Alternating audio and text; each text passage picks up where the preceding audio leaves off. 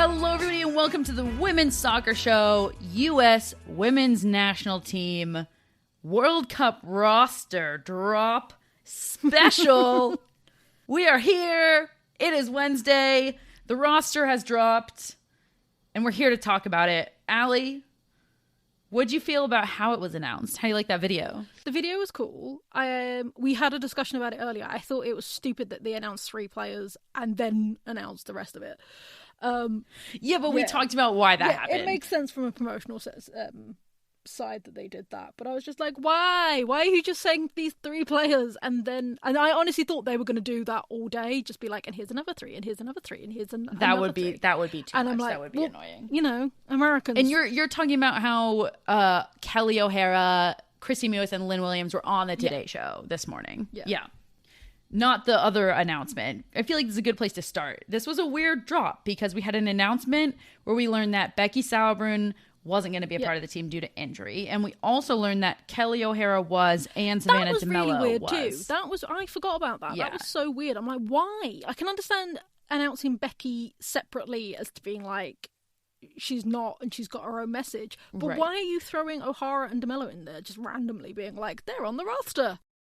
Yeah, it felt like the only thing, when that dropped on Saturday, I was like, okay, these are the surprises. Yeah. This is what they wanted to do. They had to announce Becky beforehand because that would have been the only thing people were talking about. So they had to let us know. And then they were like, let's just lump in the other surprises because Kelly really hasn't been playing.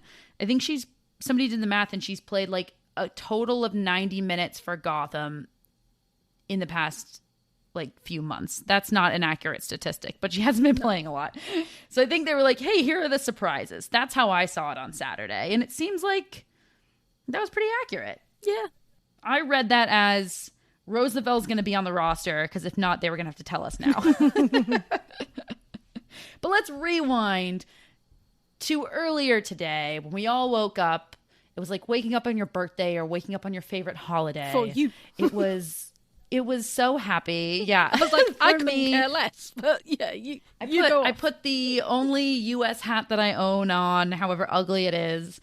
I try to give it away every 4 years after the World Cup, and then the World Cup rolls around. I'm like, I could dust this baby off. But I was getting a lot of texts from anybody English I know being like, why do you guys make such a big deal about the roster drop? And I was like, I don't know, but it's really fun. It's really fun. It's kind of like this is the kickoff to our World Cup experience. Let's go, that baby. Is so hypocritical of England fans. I mean, because we didn't do it this time, but last World Cup, every player had a famous person announce that they were on the squad. Wait, the England team did that last year? The US just copied from that? The last World Cup, because I remember Prince William announcing that Steph was going and was captain. So, we did that in 2019, baby. We already did that. I didn't know that. Oh, mate, US are behind the times because, England already did that. Listen, I loved the video. Oh, the video was cool. But when it dropped, I was like, you've got to be kidding me. Somebody just post a list. I'm not watching an 8-minute video right now. I just want the list. I just want the list. Oh, you mean you weren't vibing that Tay-Tay was on there? Or Oh, I loved some of the people that they got on there. My favorite was obviously Lil Wayne because everything Lil Wayne does is absolutely hilarious. He's Lil Wayne. Some of them were really, really special. But yeah, at that moment, I just really wanted, wanted somebody to give me a photo of all 23 players. Just give me a list. So, Allie, we're here to talk the U.S. Women's National Team roster. Where do you want to start? Let's do how England do it and play out from the back and start with goalkeepers. Cheeky. All right, goalkeepers. Let's list them first. We've got 3 goalkeepers. No surprise there in terms of the number. Aubrey Kingsbury, Casey Murphy, and Alyssa Nair. I don't think anybody's surprised by these 3. There's really nothing to say on this. I think there's been some speculation around is Alyssa Nair going to be the number 1? At this point, I'd be absolutely stunned if she wasn't. She's been the number 1 this entire time. And I believe that Casey Murphy will be the 2 and Aubrey Kingsbury will be the 3. So I mean, I don't follow American goalkeepers as much. I would say that Nair for me was not a surprise. I was 100% expecting her to be number 1 based on Would you call her Nahar? Yeah. I can't say names. Nair. Whatever. But I think based on league performance, I would have thrown in a couple of other names. But that's just me. Who would you have thrown in? I would have thrown in Jane Campbell from Houston Dash. I think she's had a great season. We all know my love of Bella Bixby. Mm-hmm. I would have thrown her in the mix. I think she's a stunning keeper. So yeah, based on like league performance, I would have thrown a couple more names. And maybe those are all great names, but, you know. But yeah, exactly. But I think this is a pretty good indication of, I think, the top three, and it's no surprise. These are the three that have been called in a lot. You know, this is kind of the only thing we don't have a lot to talk about is the goalkeeper position, which is good because I feel like if you got a lot to talk about with the goalkeeper position, you got a big problem. Yeah. Yeah, big time. So in 2019, I think we made all of our passwords, and I can say this now because none of them are this password. We don't use this password anymore. No, but we made all of our passwords Ashlyn for Women's World Cup 2023. Yes, it was. It didn't happen. She retired a little earlier, but it would have been fun. All right, let's talk defenders. Let's move it along. Defenders, we've got 7 here. Yeah. Alana Cook, Crystal Dunn, Emily Fox, Naomi Girma, Sofia Huerta, Kelly O'Hara, and Emily Sonnet. Sorry, I read that slow there to make sure I didn't miss anybody, but that's 7. And I think I want to start with the notable names missing. And the first 2 that obviously come to mind are Tierna Davidson and Casey Kruger. Yeah, I'm surprised Kruger's not got called up.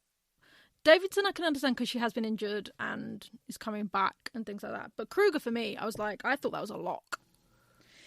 Casey Kruger was definitely not a lock in my opinion. I definitely think it's a big miss to not have Casey Kruger. I had her when in my World Cup, not predictions, but my ideal World Cup roster. I would have loved to have her. I personally think that the only reason Casey Kruger isn't on here is because Vlatko needed versatility once we knew Becky Sauerbrunn wasn't coming. And I think that that's a big piece of it here. But first of all, up class ankles.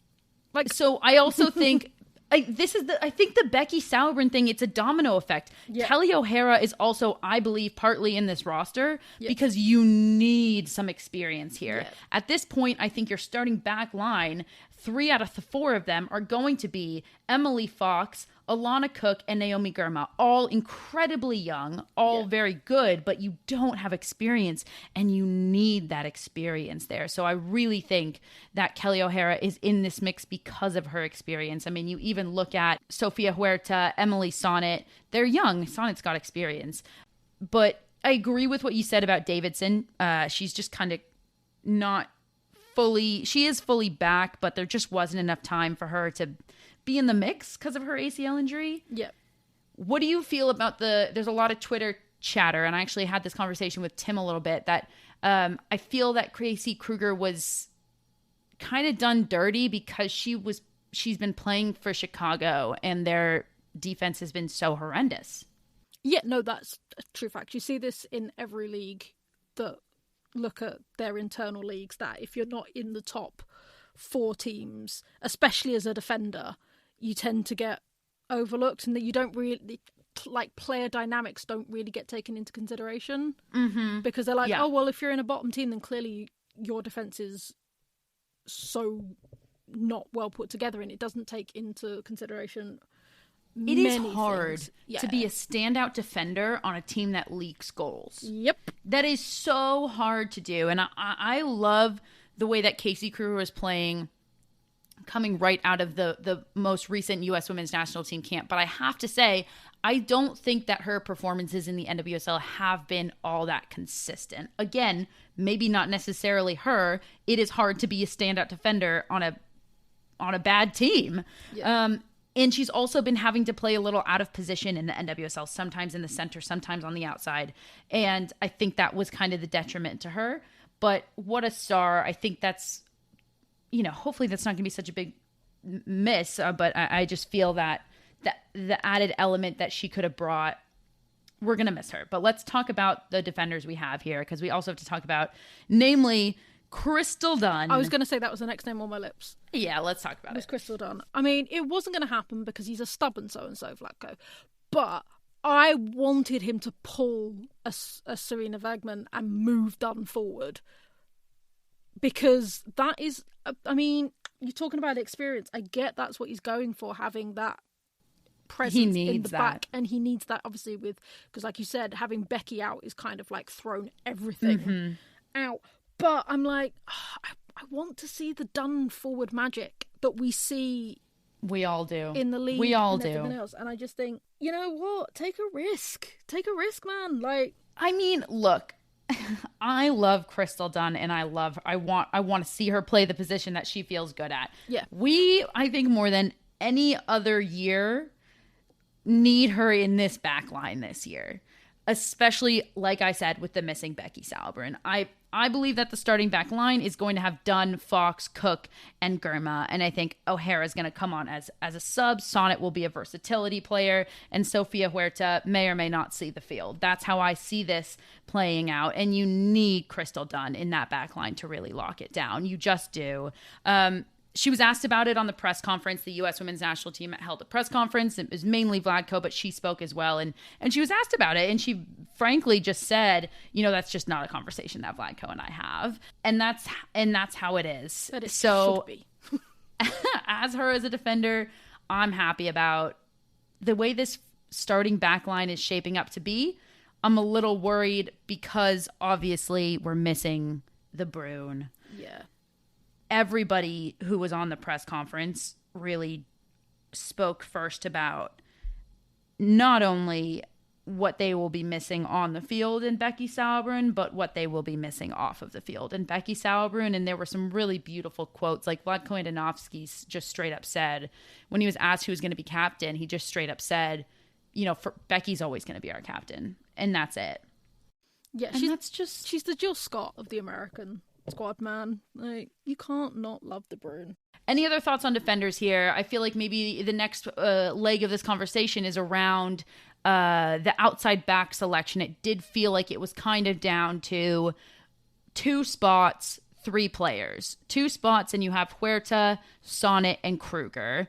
And that's just what ended up happening. And they went with Sonnet because she's been so versatile. We could even see her in the 6 like we did in the NWSL this year. And then it came down really to Huerta versus Kruger at that outside back. And I guess Vlatko just felt like Sofia Huerta played better. I'm so excited to see her in her first World Cup. She has been such a steady NWSL player, like really one of those players that is just a staple of the league. So it's really nice to see her make a World Cup roster, and it's going to be fun to see her in the red, white, and blue. Yeah, I talking about Emily Sonnet, I would have 100% called up Emily Sonnet. She was a lock for me because of how versatile she's been at OL Reign.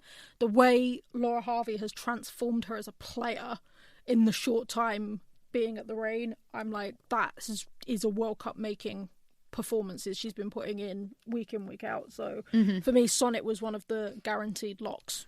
Let's talk about the center back pairing, because before we move on to onto midfielders, I think this is a perfect way to transition onto it, because I think it's very clear to everybody based on this defenders list that it's going to be Naomi Girma and Alana Cook. Yeah. As a U.S. women's national team fan, I think I've been very vocal about how much of a star I think Naomi Girma is. She's like the next Becky. Alana Cook has been a little shaky, and we've seen in games the combination of Cook and Girma has not been that strong. So that I'm a little concerned for. Vlatko Andonovski was asked on the press conference asking about Julie Ertz, and he was asked if she might find herself in that center back role, because I think that was everybody's question. Because she's done it before, right? She was the starting center back in 2015. Yeah. That's actually her natural position, not the 6. She got moved to the defensive center mid position by Jill Ellis and has just been there because she's a rock star there. But Vlatko Andonovski was asked if Julie Ertz could potentially get pulled back there. I think that was everybody's thought when the Sauerbrunn news broke as well. However, I think it's smart to continue to keep her in the midfield and know that you can pull her back when you need, and just see how this Cook and Girma relationship could potentially develop. I wouldn't be surprised whatsoever. And Vlatko really did allude to this. if we did see Ertz at some point pulled back into that center back position. I think you have to. I genuinely think you have to, because of how inexperienced we've seen them two play together. We were saying that you needed the solid hand of De Bruyne and we were saying Germer more than Cook, and I still stand by that. I think you can get away with it with teams that are ranked like much lower than you. So in some of the group stages, you'll be able to get away with it. But as the US progress, I honestly think you have to push back somebody, and Julie is the natural choice to push them back. So moving down the pitch, we're going to midfielders. Again, we've got 7 in this position. So we've got Savannah De Mello, Julie Ertz, Lindsay Horan, Rose Lavelle, Christy Mewis, Ashley Sanchez, and Andy Sullivan. That is an ounce of surprise in my voice. What was the surprise for you? Andy Sullivan? Yeah, I thought she was out. I honestly thought that after some of the 6 positions... It's not a surprise for me. Because of the number 6 position, that's the reason she's in this roster. And we've seen how much Vlatko Andonovski was playing her and liked her at that number 6 position. I think it would have been a surprise, honestly, if she didn't make it. The one who it seems to have missed out, frankly, was Taylor Korniak. Yeah. But honestly, I don't think that's too much of a surprise. I don't think she's had the greatest year so far with San Diego, and she was on the bubble anyways. I think we got to kick it off. We already talked about Julie Ertz for a moment, but we got to kick it off talking about Savannah De Mello, because this was the big surprise, other than Becky, that dropped on Saturday, first and foremost. This is a player who has 0 caps with the U.S. Women's National Team. She's been called into a few camps, so she's been training with the team, but she was not on anybody's radar in terms of this roster. She has been playing out of her mind in the NWSL, and Vlatko Andonovski on the press conference was very clear that he had wanted to see consistency from her in the NWSL, and he certainly saw that, and her performance really was one that you couldn't deny and you had to look at. And he also made the comment, I think it's really important to say, he kind of rewound himself and was like, I think it's important to also say that he was talking about Rose Lavelle and her injury, and how he expects her to have some minutes in the send-off game. Yeah. And then they'll kind of move on from there and manage the minutes accordingly. In other words, saying, we don't know, let's see how this goes, and then we'll manage accordingly. He specifically noted that De Mello's call-up had a lot to do with the lack of clarity on where Rose Lavelle is and what minutes they can put on her body. And I think he sees Savannah De Mello and Ashley Sanchez really coming together and splitting the minutes, frankly, that Rose Lavelle can't play. Yeah. I have to say, my favourite fact is that Savannah De Mello is the first player to get called up into a World Cup before receiving an actual cap since Shannon Box. And if that is not a, Boxy, baby! Exactly. If that is not like a, shining light, a token of good luck to be. Shannon Box was one of the baddest national team players around. If you don't know her, hit pause and just go look at YouTube highlights of her. I fell in love with the way she played. I remember being, I think in high school, I was probably 14 years old and getting up early to go watch an Olympics game at 4 a.m. or something, and just staring at the TV and watching her play, being like, oh my God, who is that? Yeah, so I think that's a good talisman for De Mello that, she's the first player to be called up into a World Cup without receiving a senior cap since Shannon Box. This is a big thing though, that happened a long time ago. I think we need to spend a moment talking about, that's the thing. This doesn't happen a lot. It doesn't happen because most managers of an international team wants to see how a player is going to fit in with the rest of their squad. So they normally get a friendly 20 minutes or whatever. They may not play the full 90 in a friendly, but they get a senior call-up for normally an unconsequential game, but they do. So to take such a risk and basing it off of her NWSL performance, because as we've seen, that can go brilliantly. Right. It can translate, or maybe it doesn't translate. It doesn't translate. I will use an English example in the fact that for a while, Millie Bright was brilliantly domestically, but internationally, if there was an own goal scored, it was Millie Bright. Like, it was just bad. And obviously she's worked that out and is now brilliant, but it can go that way. It can be that you may be brilliant domestically, but internationally you haven't got the chops. So I love this call-up because it is Vlatko taking a massive risk. Yeah. Like, this is a risk of all risks, really, because Savannah DeMello is going to see the field. Yeah. I don't think that there's a question in any of our minds about that. And how she's going to play to put a player on the world stage for her first ever cap as a U.S. Women's National Team player is massive. I mean, you got to feel for her because that's a big moment, but kudos to her. I'm so happy for her. She really has played out of her mind in the league. And I love that Vlatko is not playing it safe, because you can't play it safe and go win a World Cup. You have to take a couple chances. And this is one of those chances that it could pay off really big time and it could not. But I like this calculated risk a lot from him. Do you think taking Rose Lavelle is too much of a risk? No, I don't. And I'll say they also made it very clear on the press conference that, number one, they're not going to publicly name alternates. Fair. And number two, they have until 24 hours before their kickoff to change players in and out. Right. Okay. So I think once they knew that, Rose Lavelle was always going. And then it seems to me that a lot hinges on their send-off game versus Wales. Yeah. And they'll see where she stands. And there is a small chance that they just don't take her after that, which would be a huge disappointment, a huge loss. But I think that's kind of where they're going, where she's healthy enough to say maybe in a month she can go. But it's still a little unclear. And because they have that buffer where they don't have to lock anybody in right now, you got to put her on this roster. I can see that. I think now knowing that they can change their mind like late into the process, because I'm like, I don't know if I would risk a spot for someone that is still quite injured. Yeah. I think we also have to talk about the other Mewis. Yes. Shout out to our Chris on Fits and Kits, who we said willed this into being that Mewis would get a call-up. Chris was supposed to be on this recording, but had to go to work. He had to be a responsible adult. Boo, Chris. But he would really be mad at us if we didn't shout that out. He absolutely loves Kristie Mewis and is very happy to see her on this roster.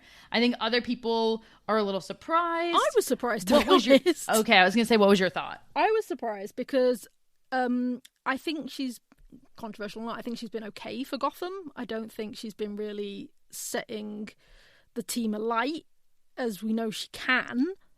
I always feel like her head is in another space whenever she's playing for Gotham. So I honestly was surprised that she got a call up, but it's a nice surprise.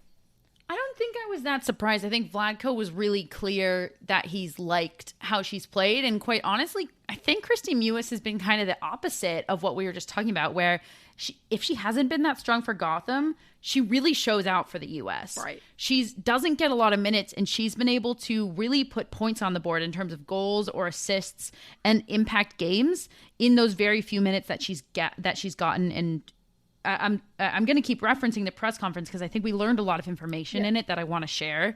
Vlatko Andonovski, and talking about Kristie Mewis, really said, he kind of alluded to her playing that same role where she's not going to get a ton of minutes, but he's seen that she can come on and do a lot with a little bit of time, and he really loved that. And he knew that if he put her on for a small amount of time, she'd give it her everything. And I think he sees that as her role on this roster. And I think that's really accurate, to be totally honest. Very quickly, I just want to say I do like Juliet's being back, because that's going to allow Haran to push further up, because as we've seen previously without Ertz, Haran has to try and play that defensive midfielder role, and it's not her style at all. It just doesn't work for Haran. Haran likes to be up there in the goals, pushing forward, so that will be exciting to see. If Ertz does have to go back in the centre-back, it will be interesting to see whether they're going to push Andy Sullivan into that role and to still allow Haran to push forward. I think having a defensive Haran that's the big question mark. I totally agree about, I think Horan needs to stay as that number 8. Yeah. That's where she is best, and I think she needs to live there for the entire tournament. This is the biggest question of if Julie Ertz is pulled back into that back line, we're left with that empty number 6 again. Yeah. And that's a big reason I see Andy Sullivan right here, and I can see that being a 1-for-1 change where if Ertz is pulled back, Andy Sullivan is slotted in. That brings me to just shout out Sam Coffey. She wasn't given enough looks to the U.S. women's national team this year, in my opinion. No. She's an absolute star, but I see her coming in hot for the next major tournament. And I honestly see her growing into that position as the number 6 as Julie Ertz grows out of it. But for where we are now, yes, I think the starting 3, if all healthy, Ertz, Lavelle, Horan. If Lavelle is injured or if Ertz gets pulled back into the center back position, that's when, frankly, all hell breaks loose. Right? Yeah, for sure. And that leads me to talk about Ashley Sanchez, because I am so excited to see this player on this roster. Yeah. She has been so great and so underrated for Washington Spirit and for what she's been able to do on the field for the U.S. She's super dynamic. I really like what she brings to the squad. I think she plays really well with Sophia Smith and obviously with Trinity Rodman. And I'm just really excited to see her get the minutes. I think she's going to get a lot of them. So I'm really excited whether, I hope Rose Lavelle can go. And no matter what, Ashley Sanchez will be getting minutes. Did we talk about everybody? I guess we did. Yeah. All right. I was still just reminiscing on those midfielders. I just got to say, we were all really worried. We've been really, really worried. And the names on this list are amazing. This is a great midfield squad. And I think everybody, hopefully, in seeing all of this, can just go, right? Maybe. So let's move forward by talking about the forwards. Hey, we got to talk about the biggest miss here was Ashley Hatch. I was going to say, where is Hatch? That is my big question. And I'm going to annoy a lot of people with my responses. So let's just quickly run through who did make the cut and then we can talk about Hatch. So forwards is 6 of them. It's Alex Morgan, Megan Rapinoe, Trinity Rodman, Sophia Smith, Alyssa Thompson, and Lynn Williams. Those are your 6 forwards. Where is Ashley Hatch? Yeah, that was the biggest surprise when I looked at this. That was and I forget who it was in the video just congratulated an Ashley, and I was like, which Ashley? There's 2 Ashleys. Which Ashley? I was really surprised to learn that Ashley Hatch was not on here. She is one of the top goal scorers in the league for a few years in a row now. And, I was really excited to see the trio of the Washington Spirit on the field together at some point. And that unfortunately won't happen. Vlatko Andonovski was asked about it, and he didn't answer super directly. But what I gathered from what he was saying was, frankly, that he has a lot of players. It's twofold. Number one, he has a lot of players who can play the number 9. Alex Morgan obviously can play the number 9. He's seen Trinity Rodman play a good number 9. Alyssa Thompson and Lynn Williams can both play a number 9. So I think it was the versatility element of all of those players versus Ashley Hatch can really just play the number 9. And if you're going to bring one player who can just play that center forward position, it's Alex Morgan. And she was the first name listed here. And we know, unfortunately for Ashley Hatch, that she's just not going to beat out Alex Morgan for that one spot if you're bringing one true number 9 center forward. I think that was the first part of it. And then I think, frankly, the second part of it is that Lynn Williams played her way into this squad. Period, the end. I think she gave Vlatko Andonovski no option, and that was it. Yeah, but there's one name that could easily not be on this list. I know what you're going to say. Just say it. You know I'm going to say it. Just say it. And I'm going to annoy everybody. But why Megan Rapinoe? Why? I'm done with this Rapinoe trade. I really am. Like, I get it. They wanted to give her a goodbye tour because, let's be honest... No, it's not a goodbye tour. This is going to be her last big tournament. She's not going to go to the Olympics next year. But it's not a goodbye tour. It's a goodbye tour. This is, you know, to save money and having to do the farewell tour that Carly Lloyd did. This No, I don't think so. I'm sorry, but Megan Rapinoe is a waste of a spot. It is a waste of a spot. First of all, you can't sub a Hatch for a Pinot because Pinot actually isn't versatile to the number 9. She's going to be on the wing. So you can't sub that. You have to, when you're looking at Ashley Hatch, just look at who can play that number 9. So then it becomes a very narrow box of, you know, is it Rodman, is it Williams, or is it Hatch? I think that's really what it comes down to. 2 spots, 3 players. And the versatility element for both Rodman and Williams adds to that. And then obviously, I really think that they both just played their way in big time. Let's talk about Pinot. I'm gonna say 2 things. Especially with Becky gone, you have to admit that you need that added element of the leader on the team. You've already got that. You've already got that in Morgan. You've already got that in Hara.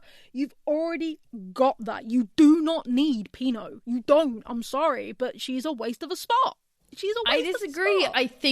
I think that there's enough young players in this and I think that Vlatko Andonovski definitely saw that this team needed, and we don't know what's going on, you know, behind the closed curtain. Megan Rapinoe adds an element of it, kind of like a Jill Scott. Sorry. Jill Scott was like the morale booster.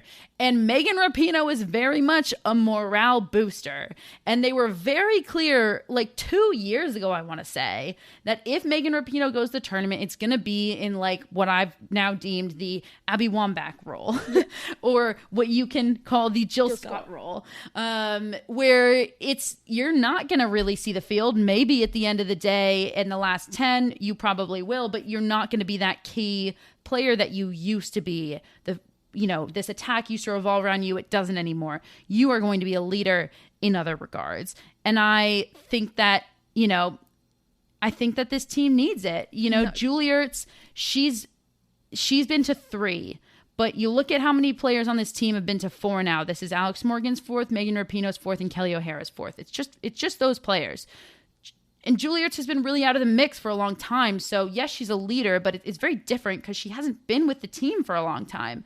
You have to look at your leadership as a comprehensive circle, and you can't just say, okay, well, we got 2 players. That's fine. That's done. I think especially with Becky gone, you need those 3, and you need her morale, and you need her Pinot swag. Let's move on from Pinot because there's a lot of other forwards to talk about. Who do you want to start with? I know who I kind of want to talk about right now. It's not who you want to talk about with because I'm still mad at the Pinot. I think we got to talk. 2 players initially come to mind. You pick if you want to start with Sophia Smith or Alyssa Thompson. I want to talk about Sophia Smith mainly because I got a bone to pick with you announcing that you weren't born when the 99ers won their thing. I was raging. I was like, how dare you, you child. I thought you were just telling me you got a bone to pick with me, and I was like, what did I do? Yeah, my jaw dropped when she said that. Right? You're like, no, you child, how dare you. For those of you listening, what Allie is referencing is obviously it was on the press conference, and Sophia Smith was asked about, her influences and all of that, and about the 99 team, I think, and she just straight up goes, well, I wasn't born yet when the 1999 team won the World Cup. And then later on, Naomi Girma was like, I think 2015 was like a really big turning point for me. And I was like, you're kidding me? 2015 just happened. Children. Couldn't believe it. But I actually asked Sophia Smith a question because, she is strangely, even though this is her first World Cup, she was really a bubble player for the last one, just narrowly missed it. And so this will be her first World Cup. I think that'll be surprising to people because she's really been in the mix for so long that you kind of think, wait, was she on the team in 2019? But no. Smith is a player that now is weirdly, I think, in this advanced, I don't want to say leadership role, but she's going to have a lot on her shoulders. As a young player, as a first-time player going to the World Cup, she's going to have a lot on her shoulders because, Rodman's been in the mix for a shorter amount of time. Thompson's been in the mix for a shorter amount of time. And Williams does have caps, but she's been in and out, in and out, in and out. And Sophia Smith, frankly, if you think about who the starting three are going to be, we know she's a lock. She just has more on her shoulders. You have to. Yeah, you have so to. I asked her about that, and I really loved her response. She just said that she saw her role as, frankly, to just be herself. And that she knows that when she can go out there and focus on just doing her thing, that it helps the team and that it opens up play for other people.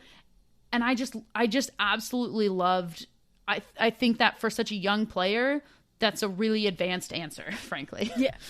Yeah, no, Smith for me is a lock to start. 100% I would have her. She has to be the first name on the call sheet for the forwards. Yeah, it's a little scary how much I think is riding on her shoulders without Mel Swanson. But then you look at the other side of the field and you think that, okay, but you could on the other side of the field have one of these three names. You could have Rodman, you could have Thompson, or you could have Williams. I would have Williams, but that's just me. And yeah, I mean, we'll see what happens because frankly, they're all playing so well in the league right now. Yeah. That it could be any one of the three of them. And I'm so excited to see all of these three players getting to their World Cup for the first time. I don't even know where to begin. I mean, Alyssa Thompson, such a youngster. We talked about her on the episode, on our main episode, Allie, today. Like, just one of those people that when the ball is at her feet, you feel like anything can happen. And I think Trinity Rodman's the same way. Yeah, no, I completely agree. Rodman, for me, has been on and off. I'm not going to lie. She's not been the consistent that she's been previous seasons. So she's worthy of a call-up, don't get me wrong. I definitely think she should be there. She's not the first name for me on the score sheet. She's not the first name on the squad list. She's not. And we got to talk about Lynn Williams, who the rock star that she Lynn is. Williams. She literally forced Vlatko Andonovski's hand.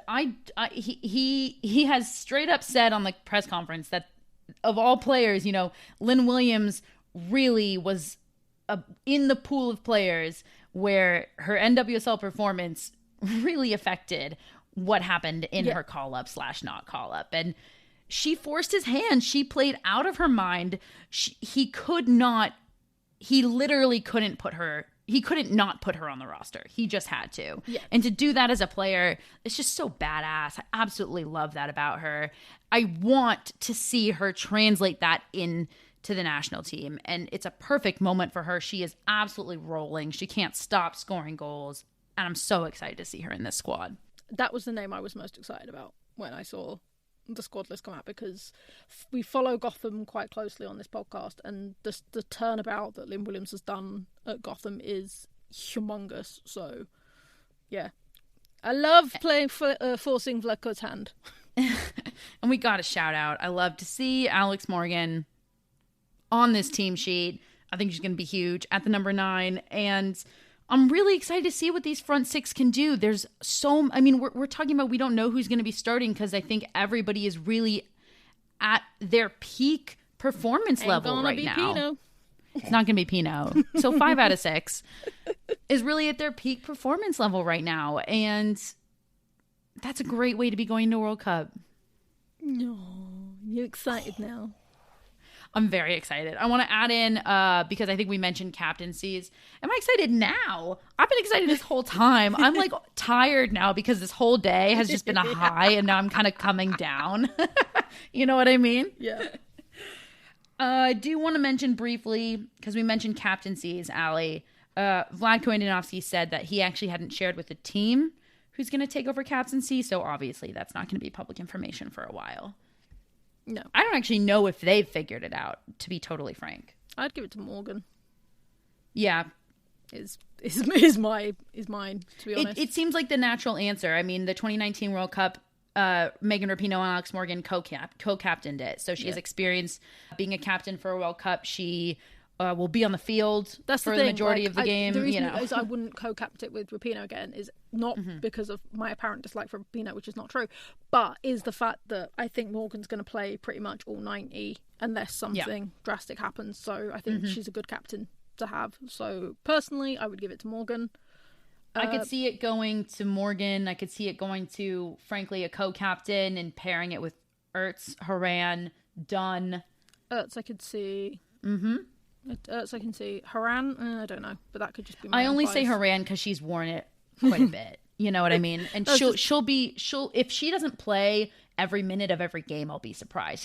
He loves to put those minutes on her. Just don't give it to the goalkeeper. I hate goalkeeper captains. I know you do. It's all right. It's my biggest bugbear. Don't give it to the goalkeeper. No. Goalkeeper all right. Is there captains. anything else we are forgetting? I know there's going to be something. Any other tidbits? I mean, Crystal Dunn and Sophia Smith have an adorable relationship. That became very clear. Their little auntie-niece relationship. Julie Foudy, our good personal friend. No, I'm just kidding. We had her on the podcast once. Yeah. Asked a really wonderful question about diversity and how this is actually the most diverse U.S. women's national team roster that we've seen. And Crystal Dunn said, obviously that it's really important, and she's happy that she sees the representation, and she knows that when she takes the field, she represents minorities, and she said she's excited to see the game growing in a way that she can be really proud of. So that was I really appreciated that question from Julie Foudy. I'm so excited, Allie. What a day. What a long day. What a day that flew by too quickly as well. It is here. We have the roster, everybody. And that is it for us here at the Women's Soccer Show. This was the U.S. roster drop special. For the Women's Soccer Show, I've been Sarah. I've been Allie. Thanks, everybody. Good night.